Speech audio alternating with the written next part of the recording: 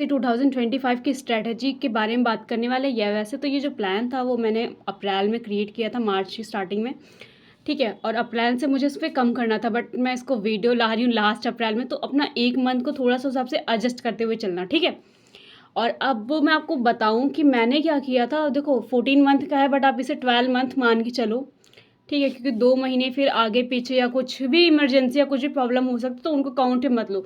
सिर्फ 12 महीने का प्लान है जो आपको पूरा का पूरा कवर करते हुए चलना है। मैंने इसे ना 4 फेजेस में डिवाइड करके रखा हुआ है। सबसे पहले फर्स्ट फेज में मैंने क्या किया, कोर सब्जेक्ट प्लस ऑप्शनल को लिखा है। कोर सब्जेक्ट वो हमारे होते जैसे कि हिस्ट्री हो गया, ज्योग्राफी हो गया, पॉलिटी हो गया, तो ये सारे जो सब्जेक्ट हमारे कोर सब्जेक्ट होते हैं। फिर सेकेंडरी सब्जेक्ट इसके नीचे आ जाएंगे। फिर जो जीएस मेंस के जो सब्जेक्ट है वो जो प्रीलिम्स में नहीं आते, सिर्फ जीएस में आते हैं, जैसे कि बहुत से सब्जेक्ट आपको पता चल जाएगा। फिर जो फेज 4 है उसमें सिर्फ हम प्रीलिम्स के ऊपर फोकस करेंगे, सिर्फ प्रीलिम्स के ऊपर। अब अगर देखो, सबसे पहले हम चलते हैं अपने फर्स्ट फेज के ऊपर। फर्स्ट फेज में क्या है हमारा है, मैंने यहाँ पे सब्जेक्ट जो हमारे कोर सब्जेक्ट होते हैं कौन कौन से हैं, पॉलिटी, इकोनॉमी, हिस्ट्री, ज्योग्राफी, ठीक है। इन सब्जेक्ट को मैंने 35 डेज में कवर करके दिया है कि आप 35 डेज में आप इसे कवर कर सकते हो। और जैसे कि अपना 35 नहीं मिल रहा है तो आप 25 डेज भी कर सकते हो, मतलब अपने हिसाब से एडजस्ट कर सकते हो। बट हाँ, कम से कम ये 5 मंथ का पूरा प्लान चलने वाला है। देखो ये हमारा फेज़ 1 और फेज़ 2, ये पूरा 5 मंथ का प्लान था। बट अभी हम केवल फेज़ 1 की बात करें तो इसमें आप जो ऑप्शनल सब्जेक्ट है उसको आप वीकेंड पे कर सकते हो, कि केवल सैटरडे और संडे को कर सकते हो। और अगर आप 5-5 घंटे अगर सब्जेक्ट को दे रहे हो, कम से कम 5 घंटे चाहिए। अगर आपको पॉलिटी 35 डेज में कवर करनी है तो कम से कम आपको 5 घंटे तो देने ही चलेंगे। मगर यहाँ पर अगर आप पॉलिटी कवर करो तो पॉलिटी के साथ में जो आप इकोनॉमिक्स है, ठीक है, उसका आप रिवीजन करते हुए चलोगे। जैसे कि आपने पॉलिटी कवर कर ली, इकोनॉमिक्स स्टार्ट करी, तो जो पॉलिटी का है आप उसका रिवीजन नहीं छोड़ोगे। अगर रिवीजन छोड़ दोगे तो सारी चीज़ें गड़बड़ हो जाएंगी, इसलिए रिवीजन को कंटिन्यू करते हुए चलना है, क्योंकि बिना रिवीजन की चीज़ें समझ में नहीं आएंगी। फिर वो आप एक तरफ कवर करोगे और दूसरी तरफ सब आप भूलते चले जाओगे, इसलिए अपना रिवीजन बिल्कुल नहीं छोड़ रहा है। तो ऐसा साइकिल आपको फॉलो करते हुए चलना। पॉलिटी का अगर पॉलिटी कवर हो गई तो इकोनॉमी में पॉलिटी का रिवीजन करो, हिस्ट्री में इकोनॉमी का रिवीजन करो, और ये सारी चीज़ें आपको कवर करते हुए चलनी। फिर मैंने आपका ऑप्शनल बता दिए, ऑप्शनल आपको वीकेंड पे कवर करते हुए चलना है। अब हम बात कर रहे हैं फेज़ 2 पे। फेज़ 2 में हमें जैसे इन्वायरमेंट है, ठीक है, अराउंड 1 मंथ में कवर हो जाएगा। आर्ट एंड कल्चर 20 डेज में हो जाएगा। साइंस एंड टेक 20 डेज, मैंने इसको डिवाइड करके रखा हुआ है, ठीक है। और उसके बाद हमारा जो रिवीजन है, जो कोर सब्जेक्ट इसमें थे वहाँ पर हम क्या करेंगे, जब फेज़ 2 चलेगा तो हम कोर सब्जेक्ट का रिवीजन करते हुए चलेंगे, और ऑप्शनल हमें यहाँ पर कवर कर देना है।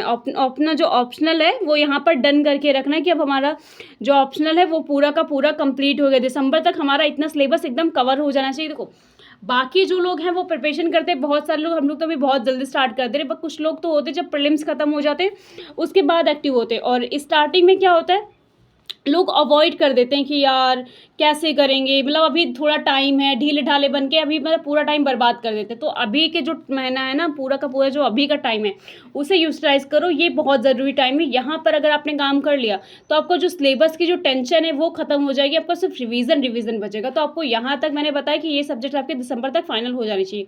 उसके बाद हम आते हैं अपने फेज़ 3 में। तो फेज़ 3 में जब हम आएंगे तो हमारा पड़ेगा एथिक्स। एथिक एक लेंथी सब्जेक्ट है बट इजी है, तो यहाँ पे आप एथिक्स कवर कर सकते हो। सोसाइटी बहुत कम सिलेबस है, सोशल जस्टिस बहुत कम सिलेबस है, आप बहुत जल्दी कवर कर सकते हो। अगर आप चाहो तो बहुत कम सब सिलेबस है, तो थोड़े कम टाइम में, मतलब 10-15 दिन में ये आराम से कवर किया जा सकता है। फिर गवर्नेंस, फिर इंटरनल रिलेशन और सिक्योरिटी, ये सारी चीज़ें आपको यहाँ पे कवर हो जाएंगी। उसके बाद इसमें फेज़ 3 में आपको एक पॉइंट क्या करना है, आपको जो कोर सब्जेक्ट थे उनको आपके जो भी टॉपिक हैं या फिर जो भी कोई ऐसी चीज़ है जो आपको समझ में नहीं आई है, तो आप वहाँ पर आकर के फेज़ 3 में आप उनका रिवीजन कर सकते हो। मतलब वो पूरी तरीके से आप सोच सकते हो कि मुझे ये पूरे के पूरे कवर कर लेने हैं। मतलब जो भी टॉपिक आपका छूट गया, जो भी नहीं समझ में आया, कम समझ में आया, तो आपको यहाँ पर वो टॉपिक्स भी कवर करने हैं, ठीक है। और अगर हम बात कर लें यहाँ पर, अगर एनसीईआरटी की बात करें तो एनसीईआरटी आप यहाँ कैसे फॉलो करोगे, तो एनसीईआरटी कैसे फॉलो करना है,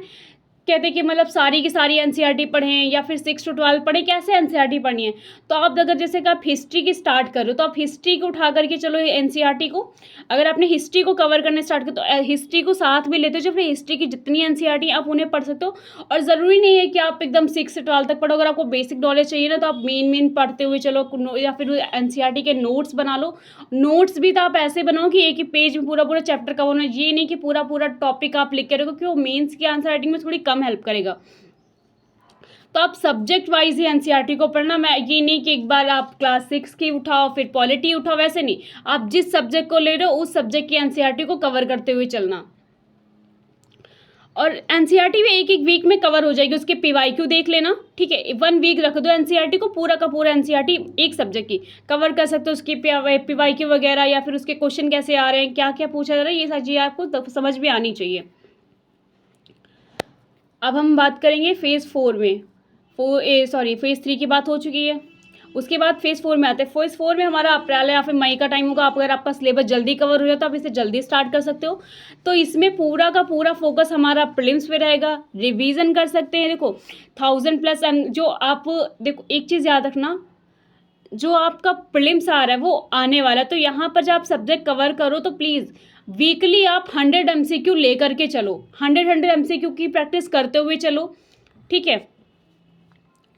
और सीसेट वगैरह, सीसेट आंसर राइटिंग प्रैक्टिस, ऐसे और करंट अफेयर का अगर मैं बोलूँ तो करंट अफेयर आपको इस तरह कवर करना है। अगर आप डेली नोट्स फॉलो कर लो, किसी भी एक वेबसाइट वगैरह के नोट्स फॉलो करो, आपको कहीं नहीं मिल रहा तो हमारे साथ ग्रुप पे जुड़ सकते हो, आपको वहाँ डेली बेसिस पे नोट्स मिल जाते हैं। और आप मैगजीन किसी एक कोचिंग की फॉलो करो, ये नहीं आप इधर उधर दौड़ो मत, भटको मत ज़्यादा, क्योंकि टाइम आपके पास बहुत कम है, लिमिटेड टाइम है, तो आप भटको मत। तो एक दिन में जो डेली नोट्स हैं उनको फॉलो करो, मंथली एक मैगजीन फॉलो कर सकते हो किसी भी कोचिंग की। उसके बाद जो एसे है, आप इसे वीकली 2 एसे तो लिखो ही, कम से कम वीक पे 2 एसे तो होने ही चाहिए, आपको 2 एसे तो लिखने ही लिखने हैं, ठीक है। आंसर राइटिंग की प्रैक्टिस या तो आप डेली बेसिस पे करो, 2 से 3 क्वेश्चन लगा सकते हो, और या फिर आप वीकली 10 क्वेश्चन तो कर लो। तो ये सारी चीज़ें हमारी इस तरीके से कवर होने वाली। सीसेट को भी अगर निगलेक्ट मत करना, आप यहाँ पे कोचिंग मटेरियल यूज़ कर सकते हैं, किसी भी सब्जेक्ट की प्लेलिस्ट को फॉलो कर लो, बहुत सारी ऐसी हैं जो सीसेट की फ्री रिसोर्सेज के, मतलब जितने भी यूट्यूब पे चैनल है, कई चैनल ऐसे हैं, मैंने आपको इसका एक अलग सा वीडियो बना रखा था कि इस पर आप सीसेट की कंप्लीट फ्री प्लेलिस्ट मिल जा रही है, आप वहाँ